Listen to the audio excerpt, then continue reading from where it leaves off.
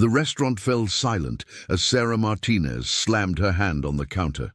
Her face twisted with disgust as she pointed at the man sitting quietly in the corner booth. "I don't serve people like you," she spat, her voice cutting through the afternoon calm. "Take your uniform and get out of my establishment." Sergeant Michael Torres looked up from his barely touched coffee, his weathered hands trembling slightly. The Purple Heart pin on his dress uniform caught the fluorescent light as he slowly stood up. Other customers shifted uncomfortably in their seats, unsure whether to intervene or look away. "Ma'am, I just wanted some coffee," he said quietly, his voice carrying the weight of someone who had seen too much. "I said get out." Sarah's voice rose to a shriek. "We don't want your kind here.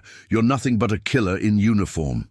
Welcome to Grateful Stories, where ordinary moments reveal extraordinary truths about the human spirit. Today's story will shake you to your core and remind you why respect for those who serve should never be conditional. Sometimes justice arrives in the most unexpected ways, and sometimes a single moment of cruelty becomes the catalyst for something beautiful. Let's uncover what really happened when a restaurant owner's hatred collided with a veteran's dignity, and how one phone call changed everything. Michael Torres had served 3 tours in Afghanistan. At 52, his body bore the invisible scars of war alongside the visible ones. Shrapnel from an IED explosion had left him with a limp and chronic pain that made simple tasks feel monumental. The nightmares came less frequently now, but they still visited him in the quiet hours before dawn. He had moved to this small Texas town 6 months ago, seeking the peace that had eluded him since returning home. The VA counselor had suggested a fresh start, somewhere quiet, where he could heal. Michael had chosen this place because it reminded him of his childhood hometown, complete with a main street lined with family-owned businesses and the kind of community spirit he remembered from better days. Today was different, though. Today marked exactly 3 years since he had pulled 2 fellow soldiers from a burning vehicle, an act that earned him the Purple Heart but cost him nearly everything else. He had planned to visit the local cemetery afterward, to honor fallen comrades, but first he needed coffee and a moment to gather his strength. Sarah Martinez had inherited Pete's diner from her father 2 years ago. Pete had been a beloved figure in town, known for his generous heart and the way he treated everyone like family. But Sarah carried different burdens. Her brother Danny had died in Iraq in 2005, and she had never recovered from the loss. In her twisted grief, she blamed all soldiers for a war that had taken her brother away. The other customers watched in stunned silence as Michael gathered his jacket and prepared to leave. His hands shook as he reached for his wallet, intending to pay for the coffee he hadn't finished. Sarah knocked the money from his hand, sending coins scattering across the linoleum floor. "Keep your blood money," she hissed. "People like you destroy families. You're all the same."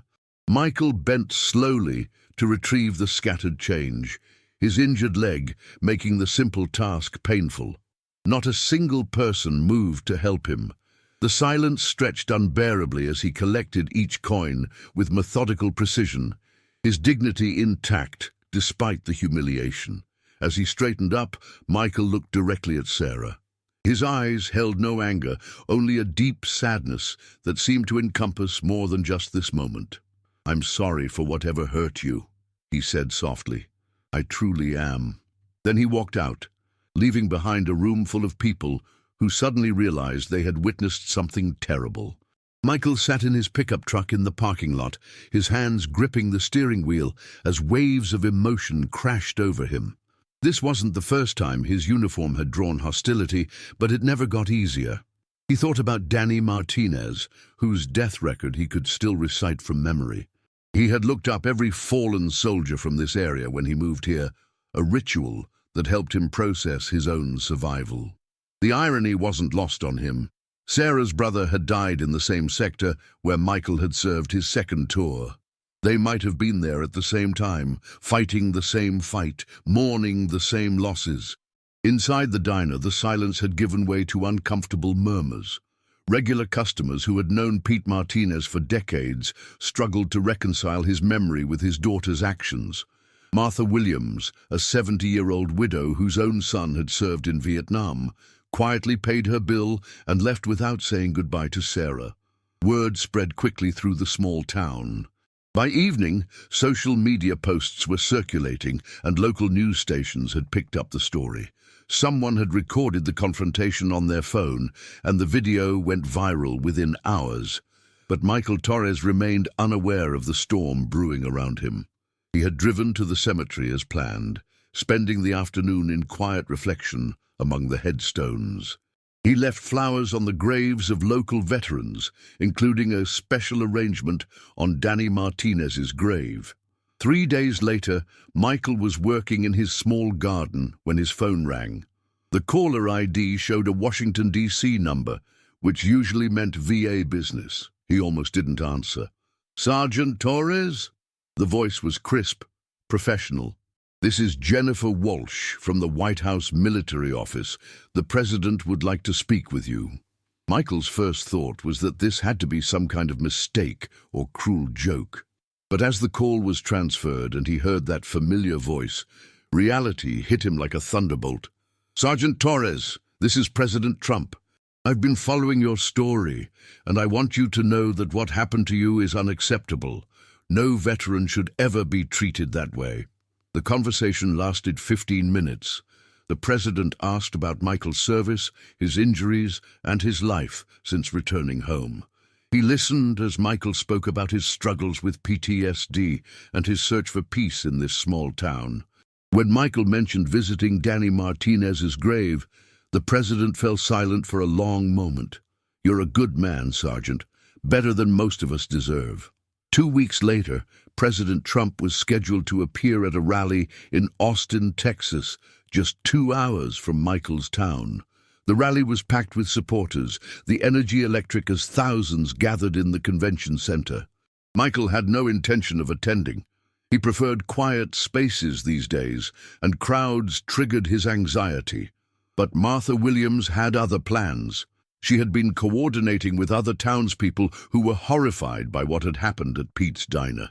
They convinced Michael to make the drive, promising to stay close and help if he needed to leave. The president was halfway through his speech when he suddenly paused. The crowd quieted, sensing something unscripted was about to happen. "Folks, I want to tell you about a man named Michael Torres. Sergeant Michael Torres. He's here with us tonight."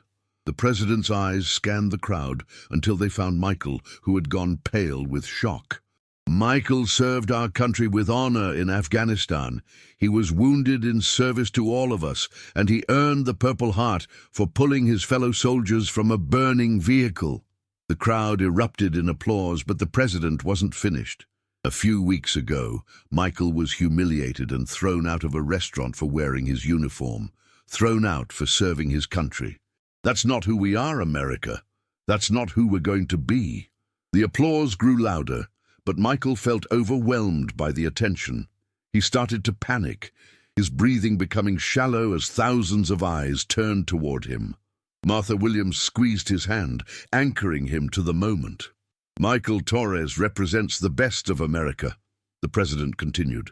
"He served with honor, he came home wounded, and when faced with hatred he responded with grace. He even visited the grave of the son of the woman who mistreated him, because that's the kind of man he is." The crowd fell silent at this revelation, the weight of Michael's character settling over them like a blanket. "I've invited Sergeant Torres to visit the White House next month because heroes deserve to be honored, not humiliated. Michael, would you stand up?" Michael's legs felt like lead, but with Martha's encouragement and the support of the townspeople around him, he slowly rose to his feet. The convention center exploded in applause that lasted 5 full minutes. People were crying, cheering, and chanting his name. As he stood there, overwhelmed by the outpouring of support, Michael thought about Sarah Martinez. He hoped she was watching, not because he wanted her to feel bad, but because he wanted her to understand that her brother's sacrifice meant something, and that honor could triumph over hatred. The story didn't end that night. When Michael returned home, he found his mailbox overflowing with letters from across the country. People sent donations, job offers, and most importantly, their gratitude. The local VA hospital named a wing after him, and a scholarship fund was established in his name for children of fallen soldiers. Pete's Diner closed permanently 3 weeks after the rally. Sarah Martinez left town quietly, but not before leaving a handwritten note at Michael's door. In it, she apologized for her actions and thanked him for honoring her brother's memory.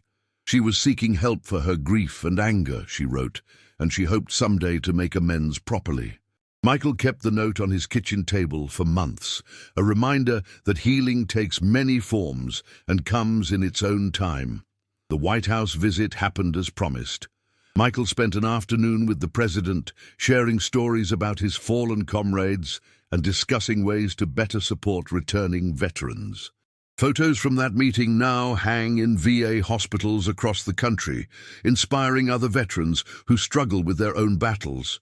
But perhaps the most meaningful moment came 6 months later, when Michael received a package with no return address. Inside was a folded American flag and a letter from Sarah Martinez. She had joined a veterans support group and was working to turn her grief into something positive. The flag had been draped over her brother's casket, and she wanted Michael to have it. "You understood my brother better than I did," she wrote. "You knew that his sacrifice was about love, not hate. You knew that honor is something you carry inside, not something others can take away. Thank you for showing me what my brother would have wanted me to become." Michael framed the letter and placed it next to a photo of himself with the president. But he kept the flag in a simple wooden box, taking it out only on special occasions to remember both the weight of sacrifice and the power of forgiveness. Today, Michael Torres works as a counselor at the local VA office, helping other veterans navigate their return to civilian life. He speaks regularly at schools and community events, sharing his story not as a tale of victimhood, but as proof that character is revealed in our darkest moments. The small Texas town has changed too. Pete's Diner was reopened by a group of local veterans as Heroes Haven, a place where service members eat free on Sundays and their stories are celebrated rather than scorned. The walls are lined with photos of local veterans, including a prominent display honoring Danny Martinez and other fallen heroes. Every morning, Michael still starts his day with coffee, but now he drinks it surrounded by people who understand the price of freedom. He's found the peace he was searching for, not by avoiding conflict, but by facing it with grace. The restaurant confrontation lasted less than 10 minutes, but its ripple effects continue to spread. Michael's story has been shared millions of times, inspiring legislation to protect veterans from discrimination and spurring countless acts of kindness toward those who served. Sometimes justice doesn't look like punishment. Sometimes it looks like a broken man standing tall in a crowd of strangers who suddenly understand what honor really means. Sometimes it looks like a president stopping his rally to remind a nation that heroes walk among us, often unrecognized and underappreciated. And sometimes it looks like forgiveness offered to someone who doesn't deserve it. Because that's what true strength looks like. This is what we choose to remember, not the moment of cruelty, but the lifetime of service that preceded it. Not the hatred that wounded, but the grace that healed. Not the uniform that was scorned, but the man who wore it with dignity, even when dignity was denied. Michael Torres reminds us that being grateful isn't just about saying thank you. It's about recognizing that freedom has a face, that sacrifice has a name, and that sometimes the person sitting quietly in the corner booth is the reason we can sit there safely at all. In a world that often forgets its heroes, be the person who remembers. In a time when division seems stronger than unity, be the voice that honors those who served us all. And when you see someone in uniform, remember Michael Torres, and let your gratitude be louder than any hatred they might face. Because every veteran carries stories we'll never fully understand, battles we'll never have to fight, and wounds we'll never have to heal. The least we can do is offer them the respect they've earned and the coffee they've paid for with their service. That's the real story here. Not that cruelty exists, but that courage overcomes it. Not that some people fail to recognize heroes, but that heroes continue to serve regardless. And not that justice is always swift, but that it always, eventually, finds its way home.